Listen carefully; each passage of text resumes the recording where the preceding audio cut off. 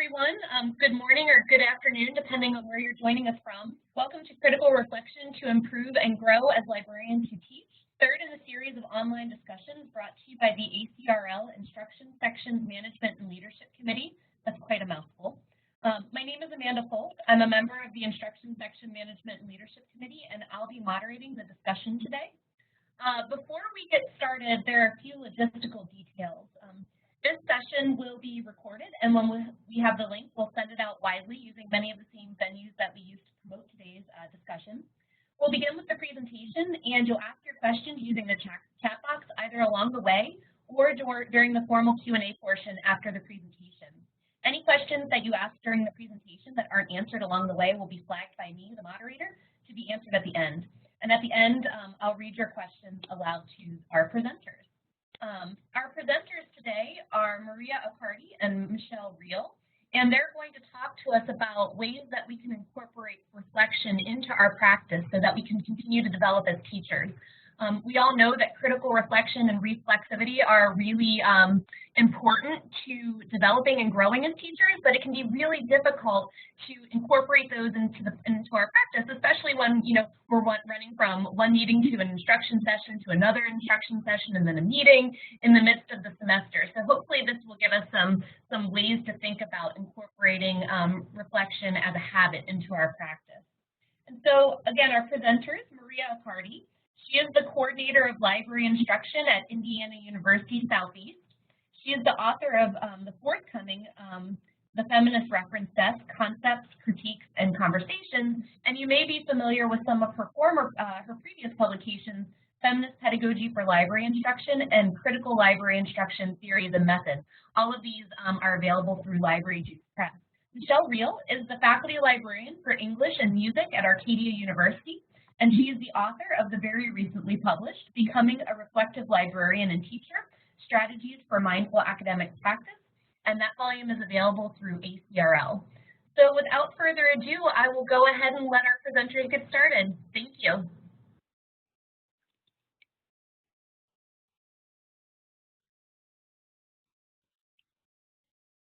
Maria, do you want to begin?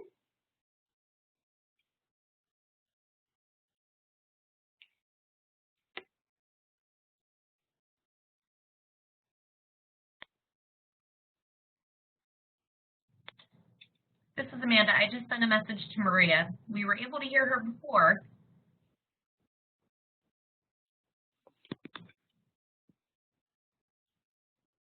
I didn't do anything. Like, I swear. Okay, but you can hear me now. Loud and clear, yes. Okay, great. All right. So that was just a test to make sure you all are paying attention. Thank you, Amanda, for the introduction and for the opportunity to talk to you all today. So Michelle and I will be speaking to you about reflection and reflexivity, and we'll be speaking specifically in the context of librarians who teach, but I think what we talk about today can also apply to librarians who have other roles in an academic library or really any library at all. So to get things started here, do I have the ball? Yes, I do. How do I, sorry, oh, there we go. Hello, okay. So here are faces, hi, because this is all audio, that's me, and I'm waving that you can't see, and then there's Michelle. And so what we're going to do is we're going to define reflection and reflexivity, and we're also going to distinguish between those things. We will describe forms and methods of reflection. We will explain benefits of reflection as it applies to the individual practitioner, for also instruction coordinators, and also how it benefits an instruction program in general. And then we'll also describe some obstacles to reflection, because there are obstacles, just as there are obstacles to, everything, and how you can cope with those obstacles. Because as you'll see, there are benefits to reflection, and so we have to figure out how to make it happen and make it work for us in whatever our context is. All right, so I want to start by defining reflection. Now, Michelle's book, which you all should read, just saying, I thought had a good definition here of reflection. It's a natural process that most people engage in on a regular basis. It, at its very base, it is thinking, plain and simple. So we all think, we all reflect. It is a natural process. We do it, I think, without really noticing it. So the key here, I think, is to notice it, to pay attention to it, to observe it, to pay attention to our natural tendency to think, to make it deliberate and intentional, and then benefit from what it can do for us.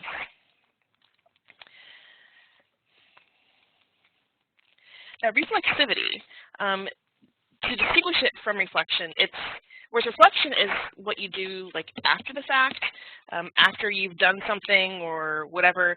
Reflexivity is like reflecting kind of in the moment. So this is a definition that came from this blog post about reflexive pedagogy.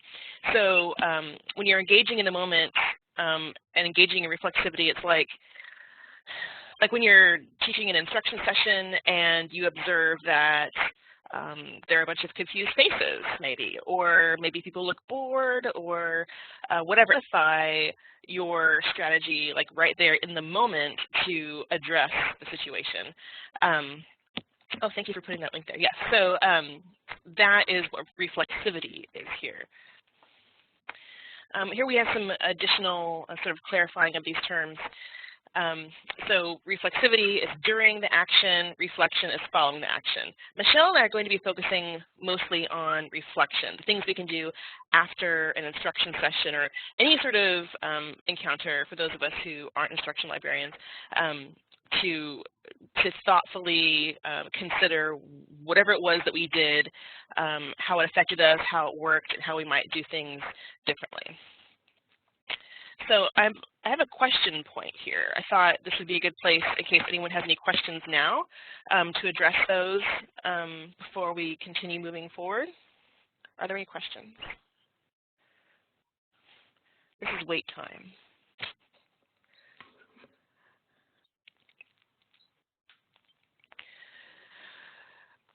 Okay, I'm not seeing anything show up in the chat box.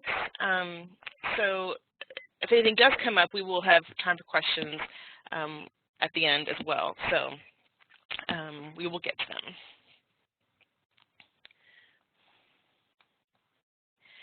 So I want to talk a little bit about forms and methods of reflection. Again, you should look at Michelle's book, but she details several of these methods, and I'm going to talk about a few of them here. So dialogue. I think talking to yourself is really underrated and gets a bad reputation. I think talking to yourself is actually really beneficial. Of course, when you're reflecting, like when you're really trying to be reflective about an experience or an instruction session or whatever, sure, you can dialogue with a person. But for me, like as someone who's strongly introverted, especially post-teaching, I don't really want to talk to anybody right away. But if I sort of just dialogue with myself and ask myself questions, that can get those thoughts going.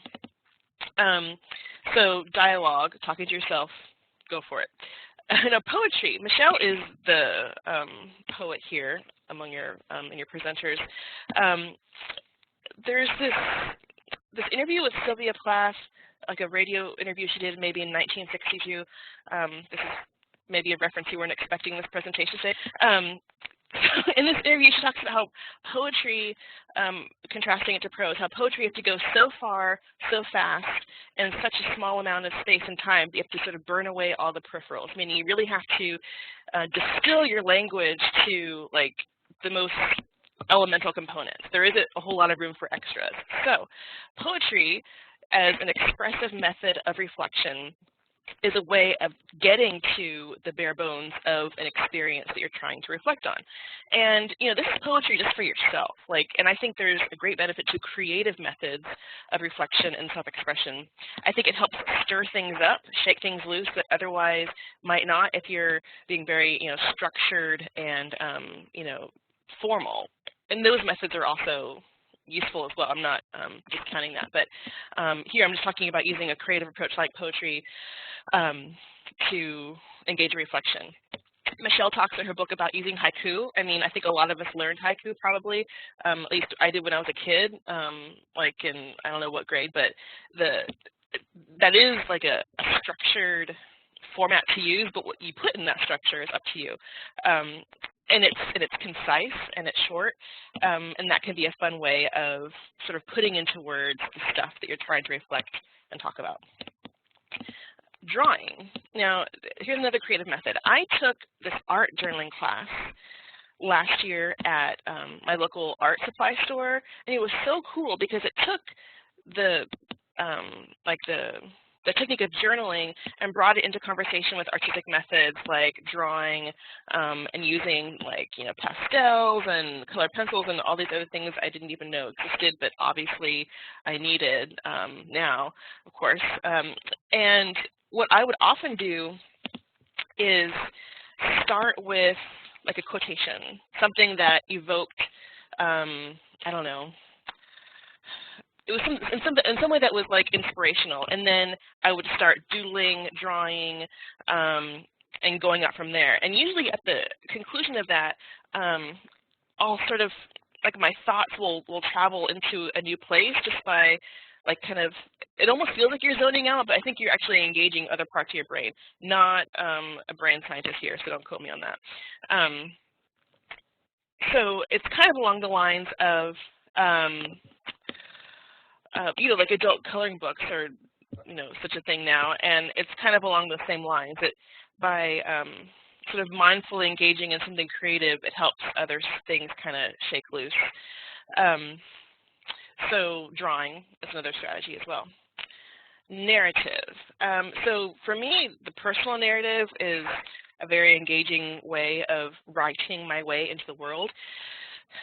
And, you know, those of you who've read my stuff, you'll see that that's kind of how I am. That's how I make sense of the world, is through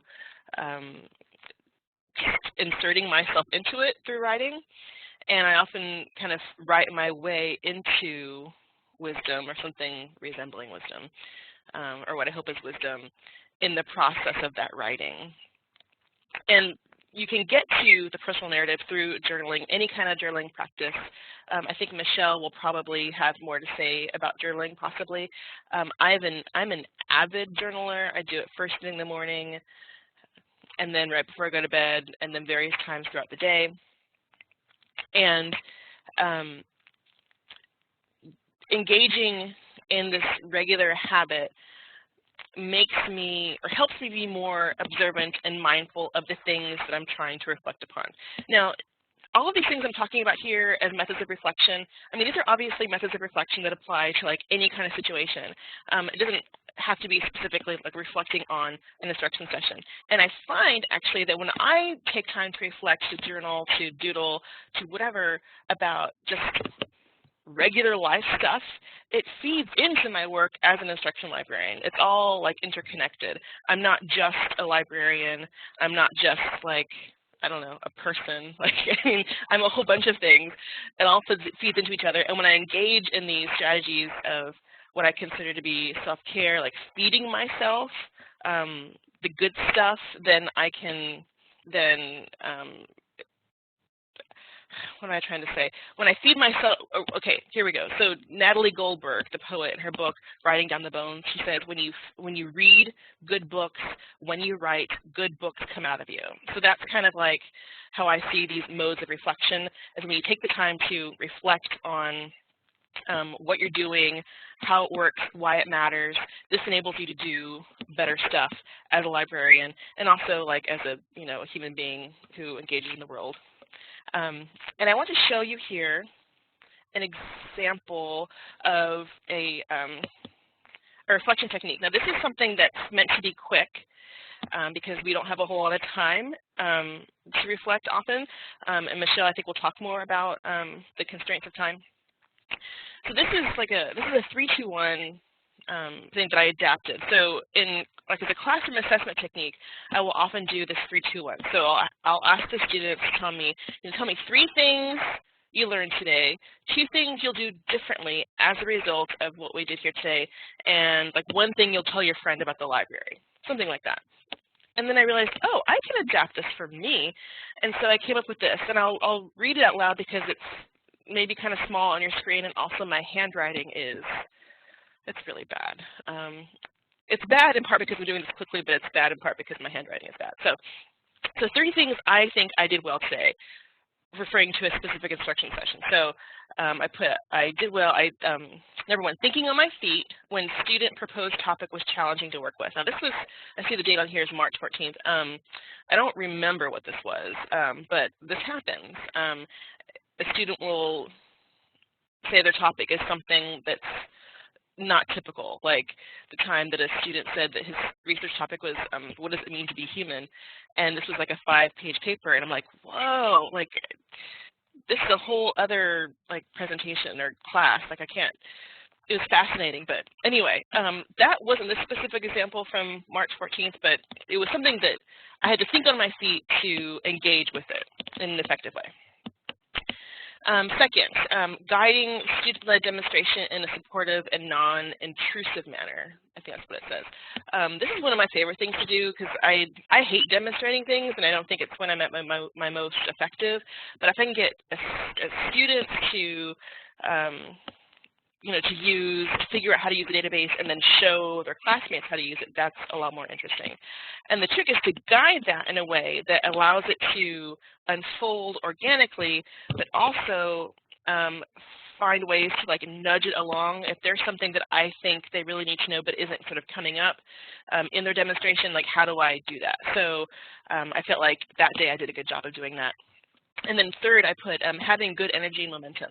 I'm very strongly introverted, so I find it actually really draining to be in front of the room, like holding the energy for the space.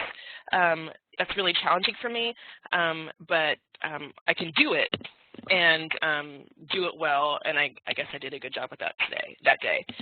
2 things I'll do differently. I'll pay more attention to how long or how much time I give them to complete an activity.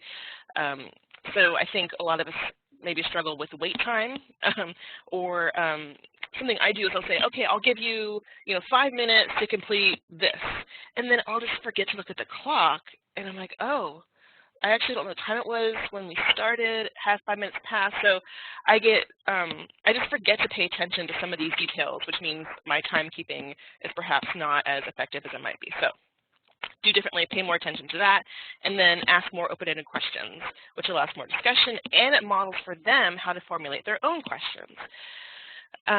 So sometimes I'll hear myself saying, do you have any questions? I think I actually did that earlier with you all. That's a yes or no question. But what if I say, what questions do you have for me? Or what kind of questions do you have? That's more open-ended. And it demonstrates for them how they can approach their own questions when they're developing a research question for whatever paper they're working on. And then the last thing, one thing that brought me joy today in the classroom. I think this is really important to hold on to because those of us who do teaching and do a lot of teaching, it is like, I mean, you can feel like a teaching robot sort of at various points of the semester. Ask me like on September 30th how I feel about teaching, or October 1st, and I'll be like, I don't have feelings, I'm too busy. So a regular reminder to focus on what brought me joy is really important. And it can be like that light bulb moment when you see a student like understand something, where they've actually learned something, yay, that is very joy-giving. Admittedly, sometimes my moment of joy is that the class ended. I mean, I think a lot of us have probably had classes where it just didn't go well, and it was just, please let this be over. Okay. So what I do is I do this as quickly as I can, as soon as I can after an instruction session. And then I kind of just accumulate a pile of them throughout the semester, throughout the weeks. And then when things are slower and I have more like blocks of time, and I have more time to do deeper reflection, I'll have a stack of these to page through, and I can do a more like sustained sort of personal narrative approach to reflecting on my teaching for that semester. So those, I think this is where I'm going to turn it over to Michelle. Okay, so I'm going to pass the ball to you, Michelle. Are you there? Okay, I'm here. Can everyone hear me? I can hear you. Okay, terrific. Okay, I'm going to pass you the ball. Okay, thanks. So you should be able to advance That's the slides. great. Okay. Okay. First, I wanted to acknowledge Zoe's comments about Twitter. I think that's a great idea. I think when students, even ourselves, are forced to distill our feelings in a certain amount of characters or a certain amount of space, I think that's a great idea. And I think writing things down as they're happening as well. Bill, thank you. I think that's a great idea as well. I think that any time that we are recording things, even if we can record them in the moment and then go back to them, I think that serves us well. So some of the benefits of reflection, you'll see up here on the screen, listening to the self. It's something in our busy world we rarely, if ever, get the chance to do. We usually have so much stimulus coming at us. Even when we do have quiet moments, we tend to fill them with music, talking, activities, television, headphones on our ears, listening to something. So reflection is a time to kind of stop and listen to what's going on with you. Okay. I also think it helps us to think flexibly.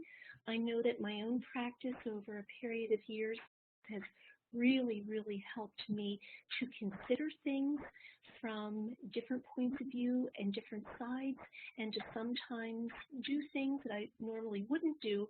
But when I have time to carefully consider something, then I'm able to think flexibly and be flexible.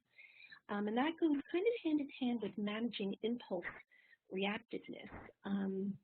I used to react to everything, and I step back now, and I can do that because my practice of reflection has taught me that I don't have to react to everything. Everything is not an emergency, especially there are no library emergencies.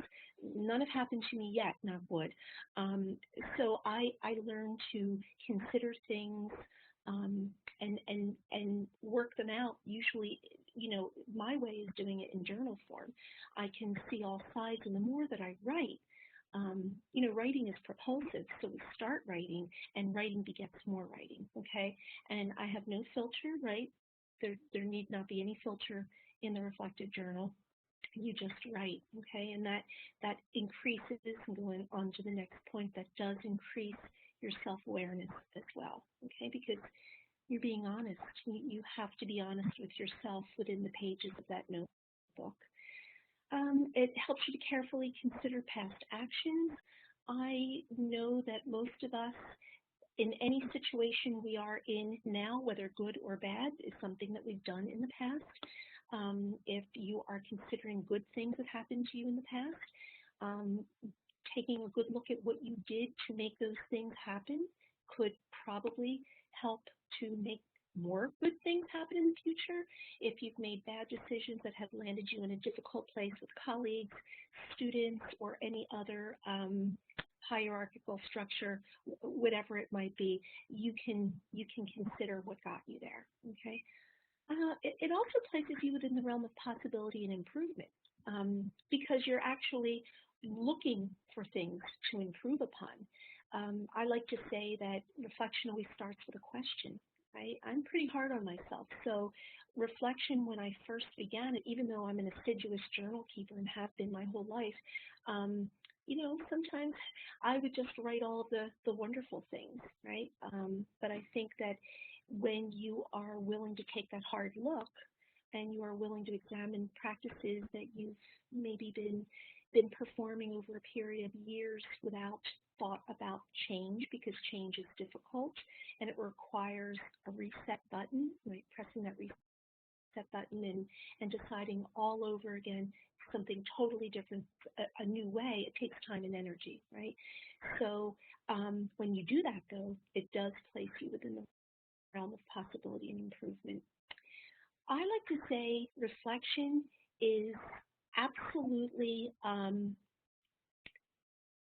intentional and deliberate. You're either in it or you're not. right? You either do it or you don't. I am very, very deliberate about why I want to reflect, and I'm very deliberate about doing reflection. And I'm not trying to make it sound like it's easy. It's certainly not, but it is a very, very deliberate act. And I'll end by saying the benefits of reflection are definitely transformative. When we can look at ourselves and look at our practice and look at ourselves within context, both, we bring our private selves and we bring our professional selves to our work every day. And we transform all of those selves become integrated, I think, when we reflect. It also, the other byproduct that's not on this slide here is that it benefits our students as well, okay? It makes us better. It definitely makes us better teachers, okay? So the obstacles to reflection, I always hate to focus on obstacles.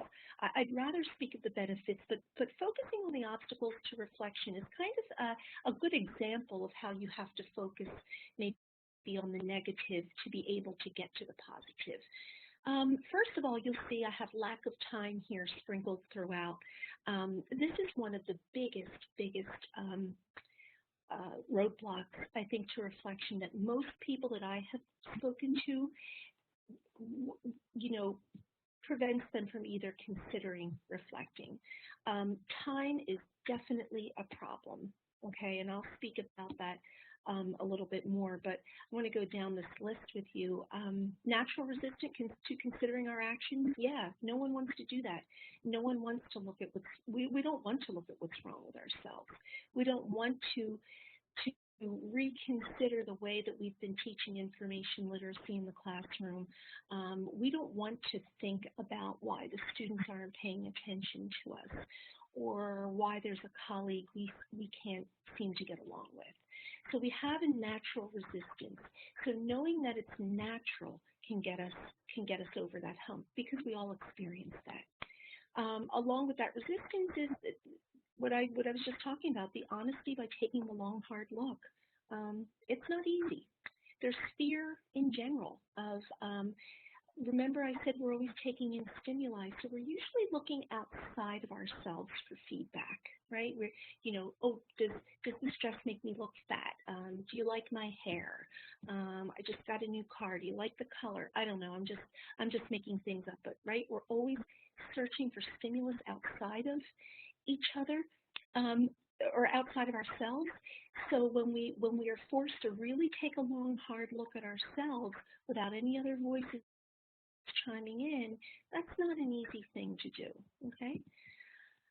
Feelings of inadequacy about committing our thoughts in a concrete form. I have a friend, as crazy as it sounds, who will not keep a diary because she's afraid that for any reason, if she ever got hauled into court, I can't imagine why she would. Everything that she's written would become public knowledge. She believes that you can incriminate yourself. She may be right. I don't care. I do it anyway. She is, some people are just afraid they're not good enough writers. Some people feel that you need to have some sort of ability, specific kind of writing ability to be able to do this, and you don't. Hey, Michelle, can I interject real quick? Sure. Sure, I'm yes. sorry to interrupt. Do you remember when we talked about this a while back and you talked about licking your wounds instead of opening them up? Right. Mm-hmm. Yeah. Can you explain that? Because I thought that was so illuminating to me, that metaphor, and I think that would be useful here.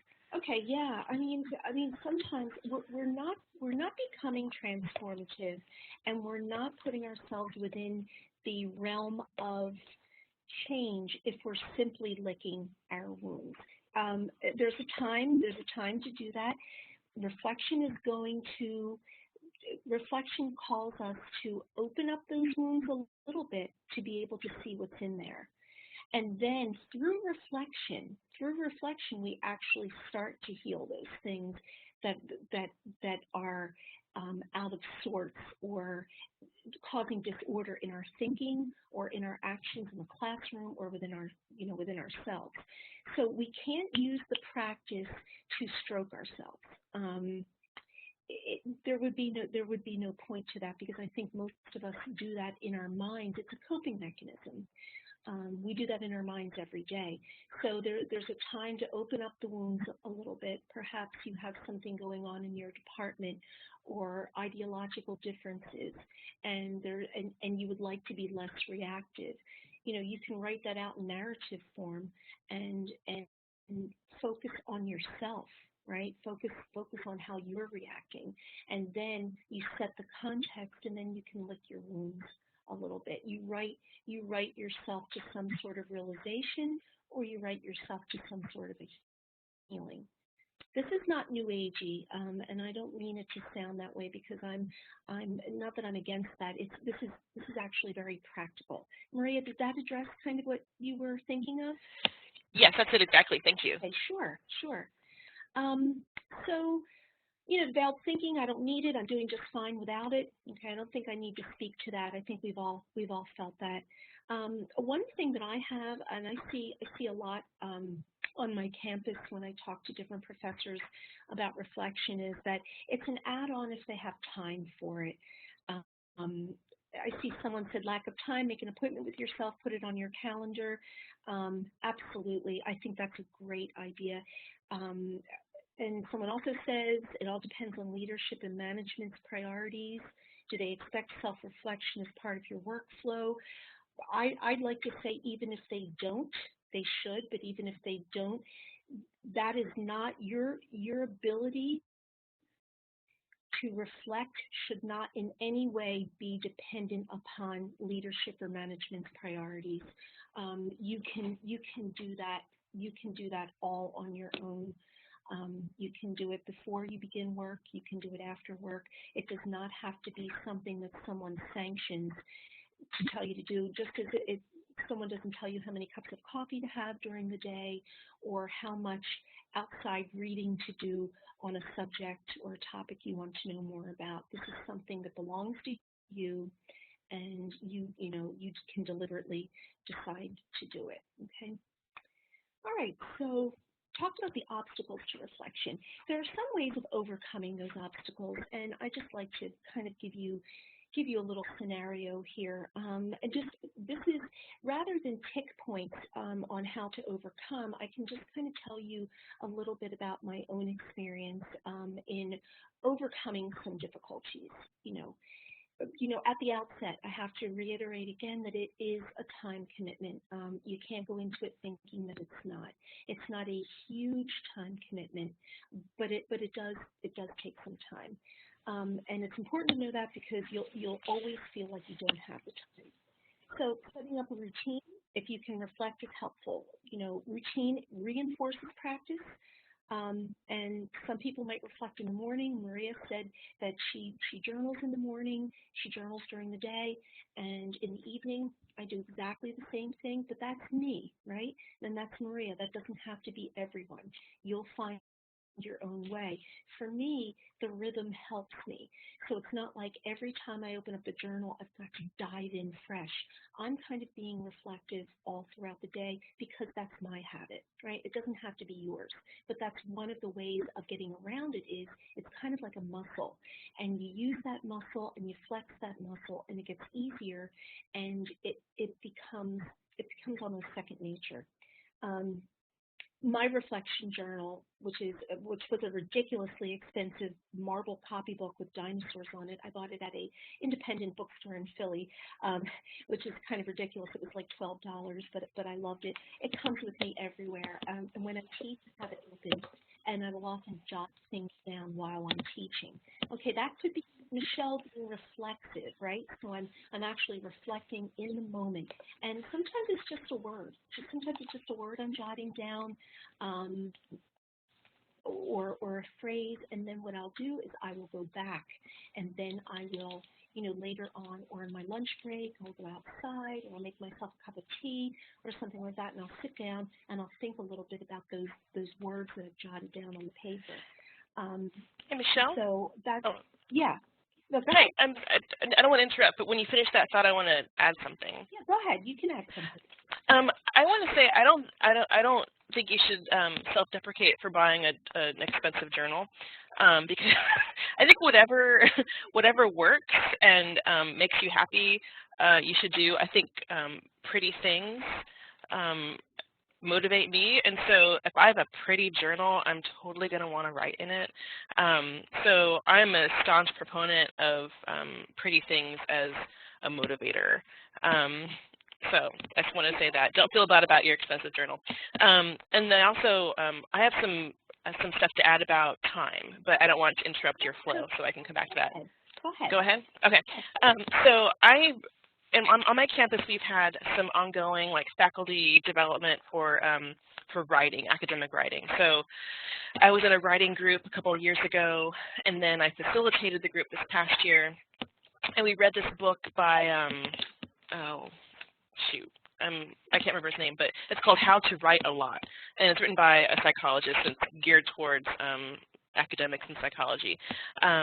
And so the parallel here that I'm bringing up is that that for me, what was the revelation is that we talk about finding time as if it's missing, but it's not. Time exists, it's there, and we just have to make the time. We just have to put it on our calendar. I saw someone in the chat box talk about making an appointment with yourself. That is absolutely the only way I'm able to make any kind of reflective work is that I actually make an appointment on my Outlook calendar. This is writing time, this is reflection time. I get that detailed with it. And then seeing it on my calendar is a visual reminder. I had the little reminder alert go off to remind me to make this a priority and to really reap the benefits of it. I actually make appointments with myself on my Outlook calendar. So I just wanted to bring that in there. Yeah, I think that's a great idea. I mean, I think we have to make the time. We all get the same 24 hours. How we use it differs. But if it's important to you, you'll make the time for it. So I just wanted to tell you about one difficult session that I had with a freshman class. It was one of those classes that I went into on kind of a drab day, very early, and I walk in and everyone's eyes were like billboards that say nothing. No one would look at me. They were talking to each other. The professor was kind of doing her own thing, and I remember I opened up my notebook and I just wrote, "What is wrong with everyone today? They're looking right through me." It was. I'm sure we've all had sessions like that. I've had some that I wondered if I've added any value at all.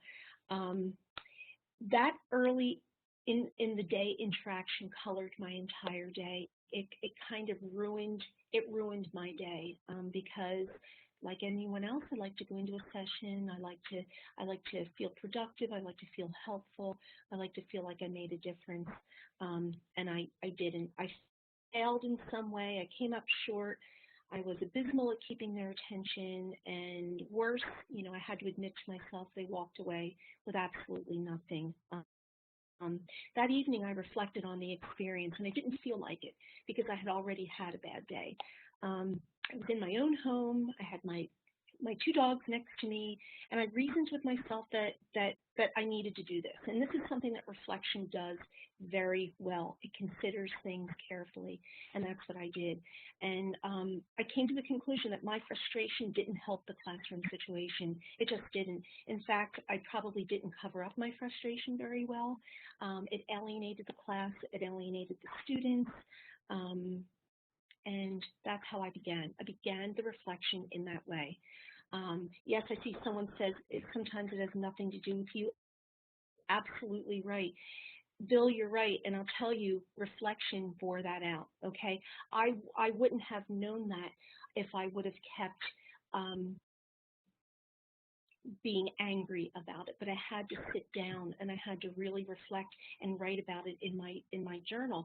I mean, I actually could have written about how it was everyone else's fault and how freshman students are clueless and how, detached and unhelpful faculty can be in the classroom and I could have just had no accountability for anything. But what reflection bears out is that you are the only person that you can control. It may not have been all my fault, but I certainly was at fault by the way I reacted and my behavior. And I took a close look at that. I mean, I started and ended with me, okay?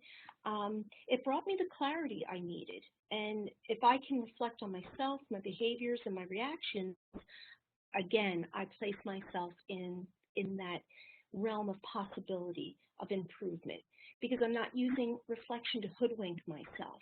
You know, it's okay for me to say, well, maybe it's not all my fault, but I bore a lot of responsibility in that class that day, right?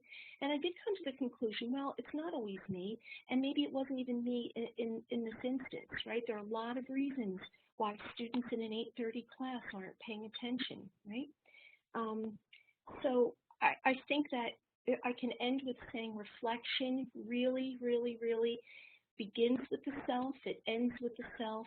It's nobody else's business how you're reflecting, and what you're getting from it is highly personal, and it's highly variable amongst people.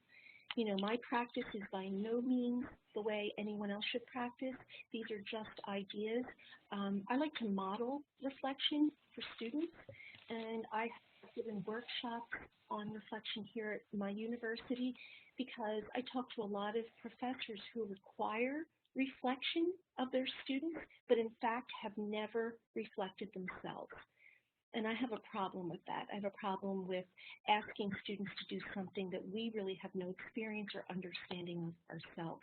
So I'll end by saying that another great benefit of reflection is that if it transforms us, it has the potential in two ways to benefit our students, because we become better teachers to our students, and then we are able to pass on that gift of reflection to them so that they can transform themselves. Thank you. Hi, everyone. This is Amanda. Are you able to hear me? Yes. Oh, excellent. Okay. Before we dig into the questions, and we do have a couple that came through, and perhaps others will have questions to build on, I want to take a moment to thank both of you, one, for this fantastic presentation, but two, also for your willingness to share your experiences with us.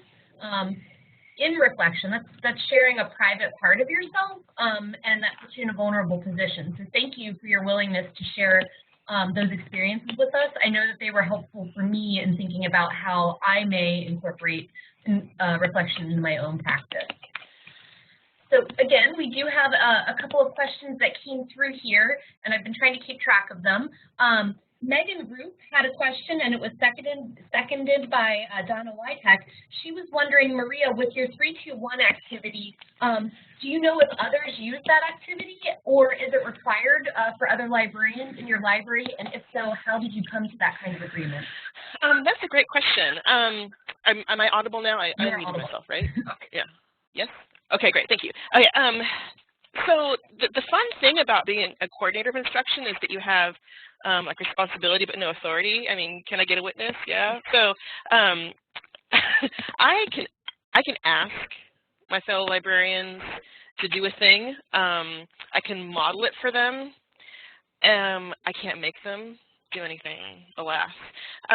So all I do is I see myself as the instruction coordinator. I'm helping the librarians who teach in my program to sort of stock their toolbox. And so here are some teaching strategies. I'm going to model them for you. I'm going to give you some worksheets. I'm going to show you how I develop my learning outcomes. Come observe me, blah, blah, blah. And then I'm going to try to demonstrate how these benefit me, how they benefit student learning. I'd really like you to try it. And then if they do, they do. And if they do see the benefits of it, then then I think they will continue doing it. I can't make anyone do anything. I just try to say why I think it's a good idea and how it works for me and how it benefits everybody. But I've not turned this instruction program into a bunch of Maria clones yet as much as I would like to. No, I wouldn't like to, actually. That's pretend. I don't mean that. I'm really talking a lot. I'm going to mute myself now. Did I answer the question? I think you did, yeah. Okay. We do have another question from Megan Group for both Michelle and Maria, and I think a lot of us are probably asking the same question. What sorts of questions and exercises do you use to get into meaningful reflection? Do you mean with ourselves or with others, with students, or do you mean with our own practice? I'm thinking she means with your own practice. So to kind of get you into that reflection mode, perhaps. Sure. Well, I'm pretty much in the mode now, but when I began doing reflection as opposed to just plain journal writing, and I became more deliberate about it, I would ask myself a question because I went to it out of necessity because something was bothering me. Something that happened that day, a pattern that I had seen in myself or someone else that I wasn't reacting well to. So I'm not real big on exercises for myself. I just start with an issue. I start with something I'm feeling bad about or something I'm inadequate about, and I write to that. And that changes. I may start in one place, and then it kind of segues into something else. And this is a way that reflection can reveal a lot of your preoccupations. So you start in one way where, even if it's not meant to be where you're going to go, the writing, because it catalyzes more writing, is going to uncover a lot of things. So you can start with a question, start with an issue. It's kind of like what we tell students when they're starting research, right? You start with a question, you start with an issue, you start with something you're wondering about.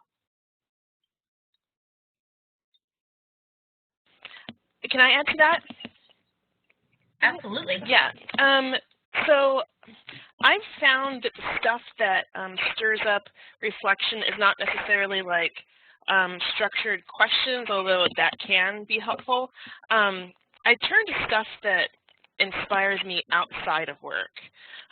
Like, for example, Leonard Cohen, who died last year in November. Shortly before he died, there was this amazing profile of him in the New Yorker, and I just found it riveting. And there were so many like juicy snippets from it that like I wrote down in my journal. I wrote down on some of my art journaling paper. And that sort of inspired some creative journaling about what was he saying there and what did it mean to me. And then when I do that kind of work, when that stuff gets stirred up in a more creative setting, it benefits me as a practitioner as well. So I find turning to just like creative stuff that inspires me outside of work stuff is a good starting point. So like look at art, listen to music, read good books, and let that sort of stir things up as a starting point for reflection as well. Thank you.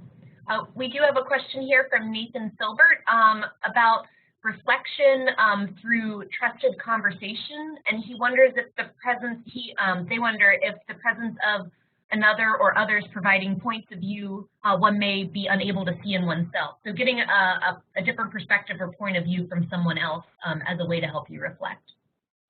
Yeah, I'd like to speak to that. I saw that question. I think that's a really, really good question.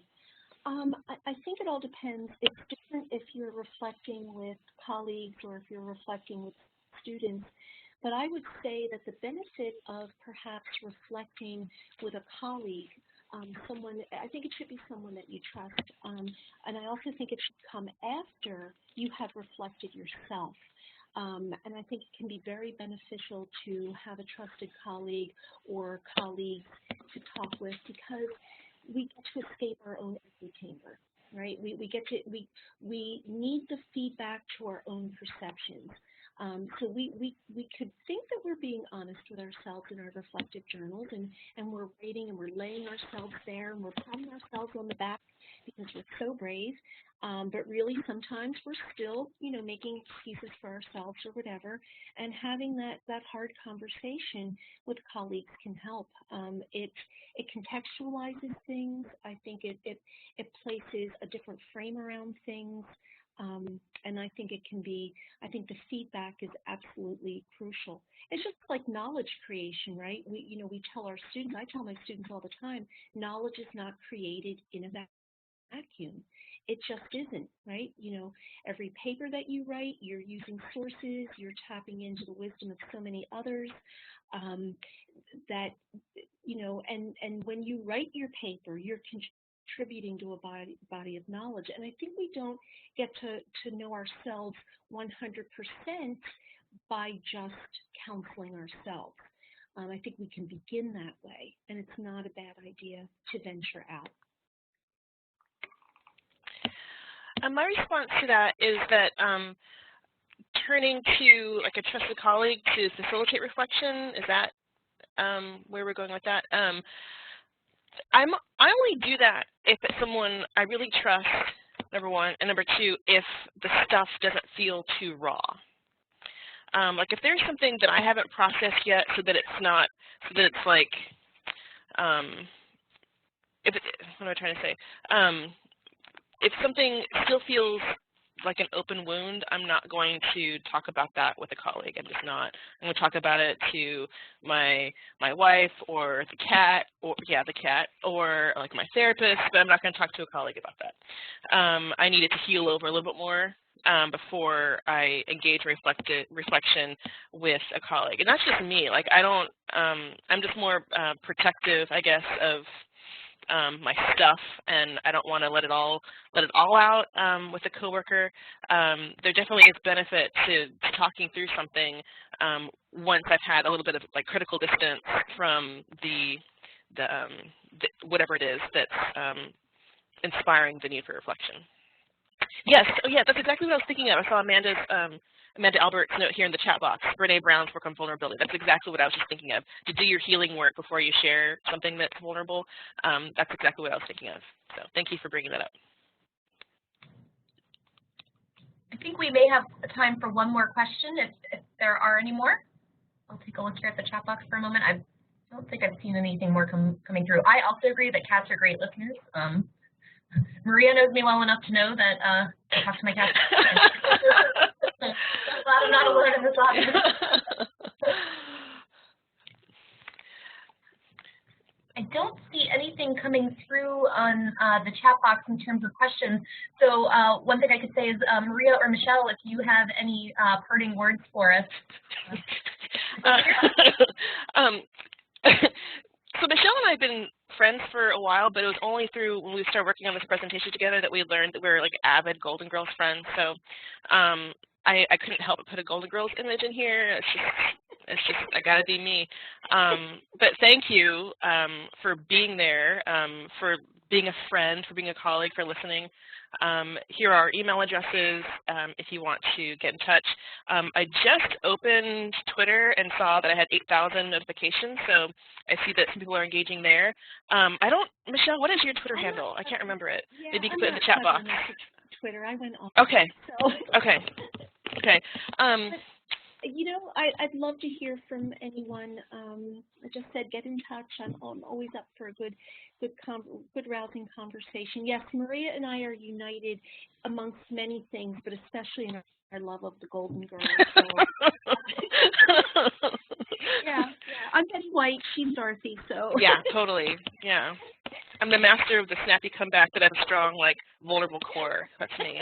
Yeah. That's another presentation. Is like. Which Golden Girl are you, and how can you bring it to the instruction classroom? Oh my God, that's the next idea. I'm going to pitch that. I will say that to the instruction section manager.